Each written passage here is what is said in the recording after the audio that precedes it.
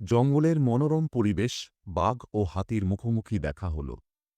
বাঘ বলল, আমি এই জঙ্গলের সবচেয়ে শক্তিশালী প্রাণী। হাতি বলল, সত্যি? তাহলে এই বিশাল গাছটিকে উকড়ে দেখাও তো।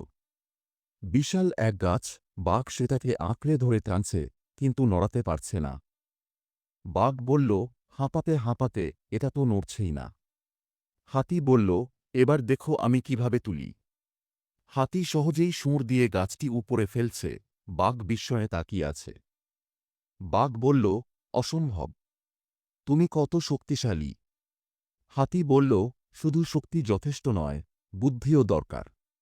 বাঘ মাথা নিচু করে হাতির সঙ্গে বন্ধুত্বপূর্ণভাবে হাঁটছে। বাঘ বলল, আমি বুঝতে পেরেছি, অহংকার সবসময় ভালো নয়। হাতি বলল, সত্যিকারের শক্তি নম্রতায়। শেষ দৃশ্য, স্ক্রিনে লেখা, শিক্ষা, অহংকার পতনের কারণ।